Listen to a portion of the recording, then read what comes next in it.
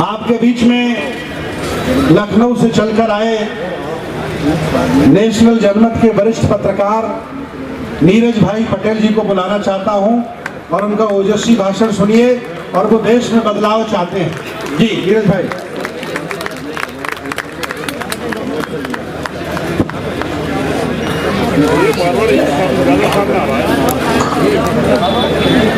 सबसे पहले तो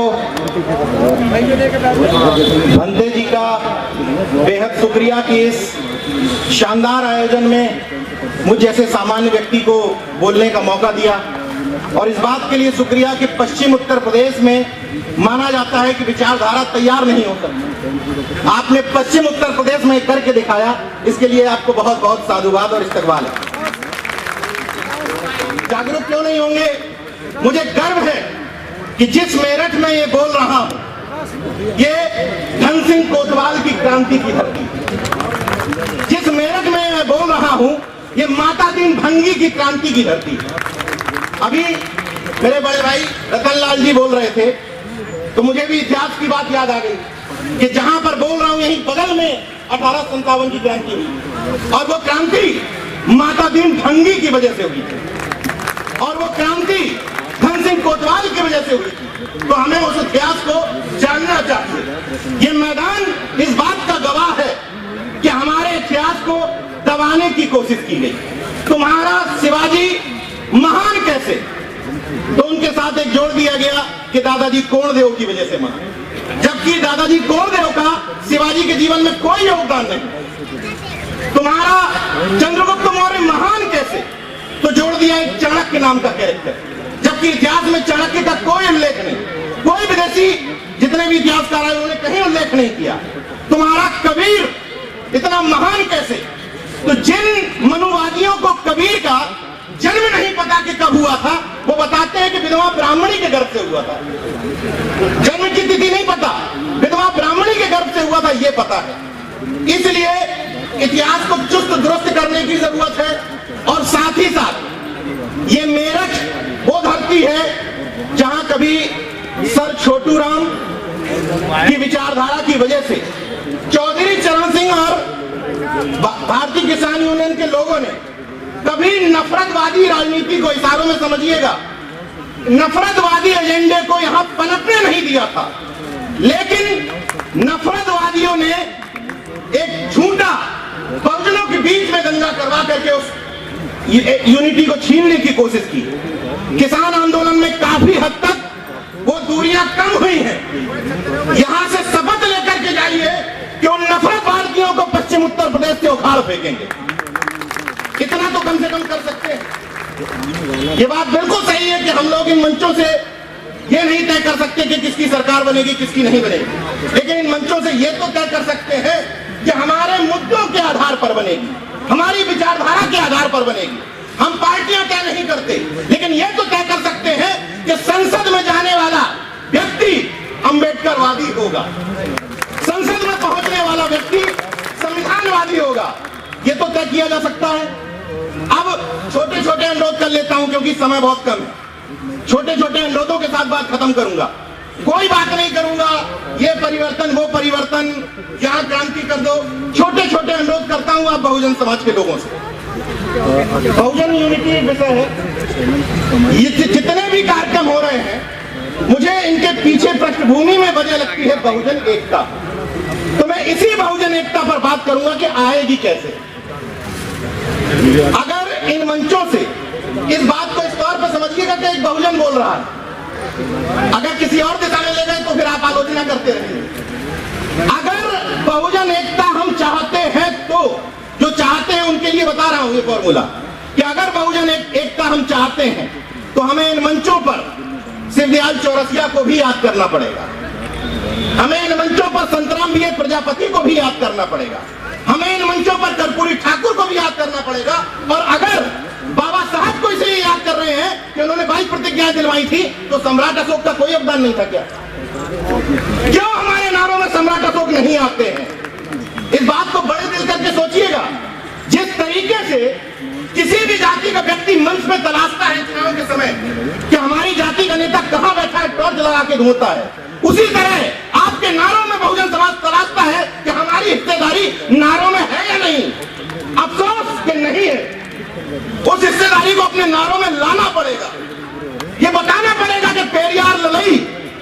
बने थे और हमारे पूर्वज थे, ये बताना पड़ेगा। ये बताना पड़ेगा कि ये मेरठ महाराज सिंह भारती की धरती है, जो यहाँ से सांसद भी रहे, एमएलसी भी रहे और अर्जक संघ के संस्थापकों में से एक थे।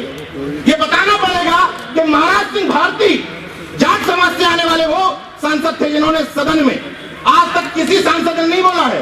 ये बड़ा दिल करके बताना पड़ेगा। महाराज सिंह भारती ने सदन में बोला था कि मेरे मरने के बाद इस सदन में मौन न रखा जाए, क्योंकि मैं आत्मा परमात्मा में भरोसा नहीं रखता।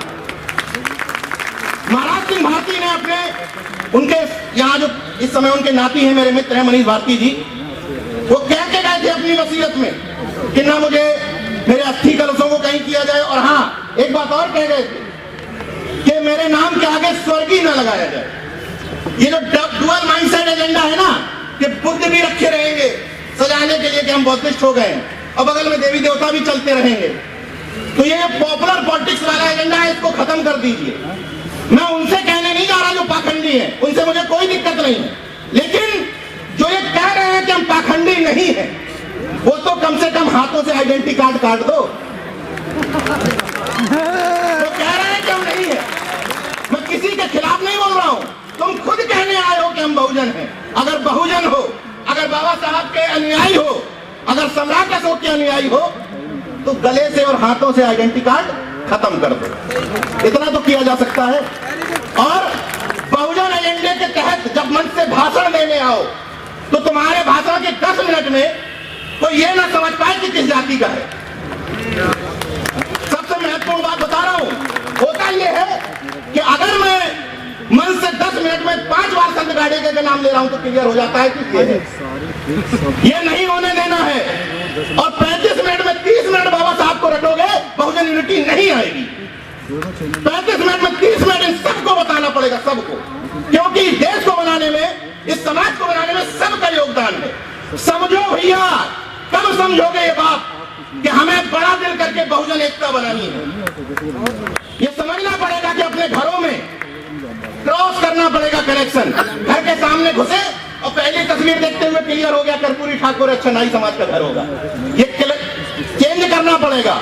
अगर अपने अपने घरों में अपनी अपनी जाति का महापुरुष रखे हो तो इस कार्यक्रमों में आने से कोई फायदा नहीं होगा। बदल दो, 5-6 महापुरुष डाल दो।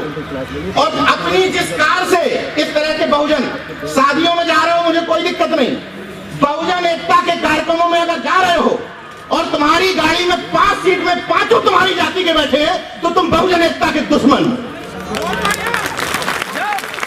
कोई इसमें मुझे दो राय नहीं। और अगर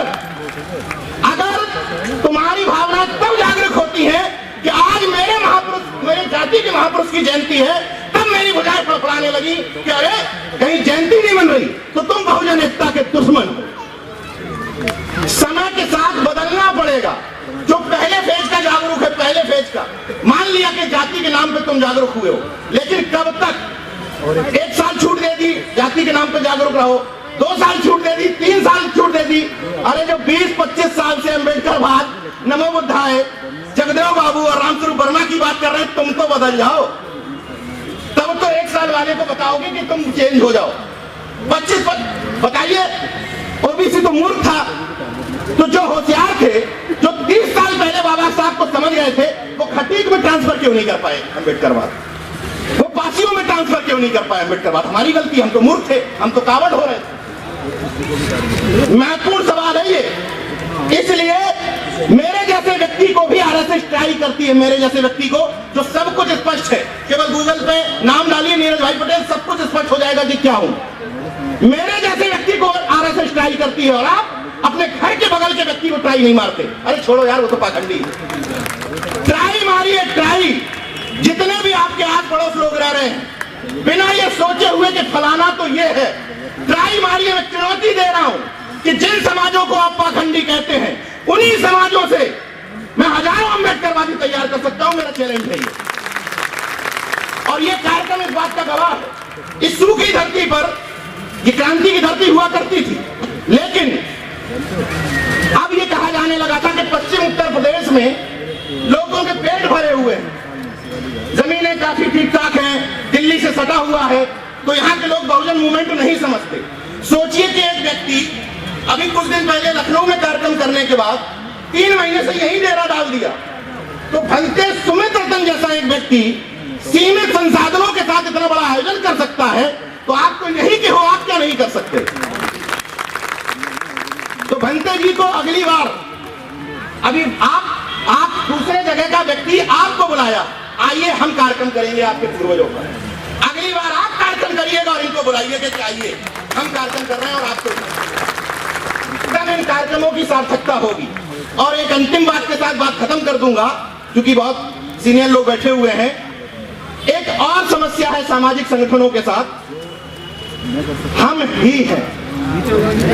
मेरा अनुरोध यह है कि जितने भी सामाजिक संगठन के पुरोधा है वो ये सोचे कि हम ही हैं। बहुत सारे लोग देश में अच्छा काम कर रहे हैं, बहुत सारे लोग मंच पर अच्छे वक्ता हैं, बहुत सारे लोगों के पास अपनी अपनी फिलॉसफी है। उस फिलॉसफी में हम भी एक हैं।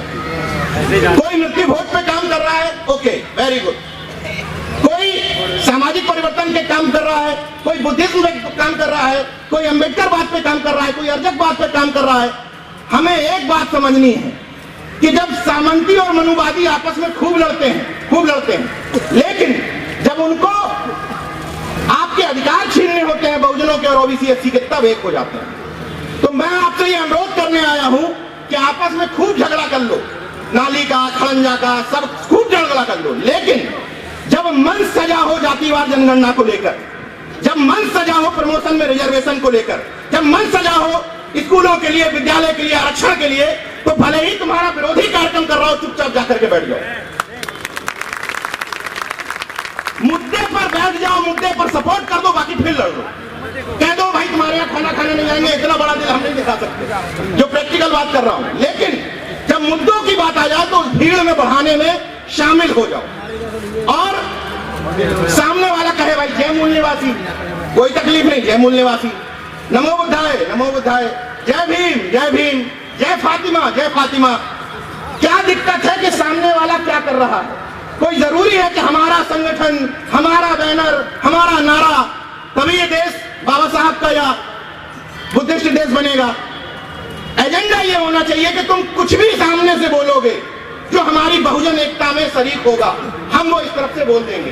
बस नफरत वाला, भ्रुक्ति तान करके दूसरे को चढ़ाने वाला, सांप्रदायिक ताकत को बढ़ाने वाला जय श्री राम नहीं करेंगे। इतना तो तय करना पड़ेगा कि हम इस तरफ हैं और इस तरफ नहीं। और इसीलिए राजेंद्र पाल गौतम जी जिस मंच पर हैं, उस मंच पर बगली में बैठे हैं, तो वहां से थोड़ी सी एनर्जी इस तरफ को आ रही थी, तो एक चीज याद आ गई। जैसे 22 प्रतिज्ञाओं की बात हुई, तो मैं सिंपल शब्दों में ये पूछना चाहता हूं कि भारत का संविधान धर्मनिरपेक्षता की बात करता है। उसका मतलब यह है कि किसी को शिवलिंग में भरोसा है, तुम्हारी इच्छा, कोई दिक्कत नहीं हमें। किसी को मस्जिद में भरोसा है, किसी को क्रिश्चियनिटी में भरोसा है, कोई दिक्कत नहीं। किसी को बुद्धिज्म पर भरोसा है, वही भारत का संविधान हमारे जैसे लोगों को ये इजाजत देता है कि इसमें तकलीफ कहां है कि हम कह रहे हैं कि मैं ब्रह्मा विष्णु महेश को ईश्वर नहीं मानता। नहीं मानता तो नहीं मानता यार, जबरदस्ती बनवा लोगे क्या? ये तो हमारे व्यक्तिगत विषय है ना, ये तो हमारा निजी विषय है कि हम नहीं मानते, नहीं मानते तो नहीं मानते। उसी तरीके से अभी एक आया कि वो ताड़न का शब्द बदल दिया, खत्म कर रहा हूं। तो हम सब लोगों को उसी ताड़न का अर्थ जो इन्होंने बताया है, उसी ताड़न का अर्थ हम लोगों को भी लागू करते हुए कहना है कि सामंती, मनुवादी और चुटियाधारी ये सब ताड़न के अधिकारी। ताड़न का अर्थ क्या है? तो बस हम शिक्षा की बात कर रहे हैं, हम संवैधानिक लोग, हम लोग संवैधानिक लोग हैं, हम लोग शिक्षा की ही बात कर रहे हैं। तो शिक्षा देना जरूरी है कि नहीं? तुम हमको क्यों दोगे? तुम हमसे बदले में भी लो। इन्हीं शब्दों के साथ बात खत्म करता हूं। नाक छोटी कर लीजिए, दिल बड़ा कर लीजिए, मुद्दों पर एकजुट हो जाइए, यूनिटी को बढ़ाने के लिए क्रॉस कनेक्शन करिए, अंतरजातीय विवाह करिए। जिस तरीके से शिवाजी की मां जीजाबाई और उनके पिता शाहजी भोसले का अंतरजातीय विवाह हुआ था, तो शिवाजी जैसी संतान पैदा हुई थी। तो अगर अंतरजातीय विवाह करोगे, बहुजन एकता बनेगी और परम प्रतापी संतान भी जन्म लेगी। अपनी अंतिम शब्दों के साथ बात खत्म करूंगा। बंते जी के शब्द चुराते हुए उनके मुंह से बोल देता, अपने मुंह से बोल रहा हूं उनके शब्द, कि अभी तो परिंदे शुमार करना है, फिर हम बताएंगे कि किस किस पे वार करना है। अभी तो परिंदे शुमार करना है, फिर हम बताएंगे कि किस किस पे वार करना है। बड़ा गुरूर है सामंतियों तुझे, मगर हम बुद्धिवादियों को भी जिद है कि दरिया को पार करना है। जय विज्ञान, जय संविधान, नमो बुद्धाय, जय भीम, जय अर्जत, इनकलाब जिंदाबाद, उल गुलाम जिंदाबाद।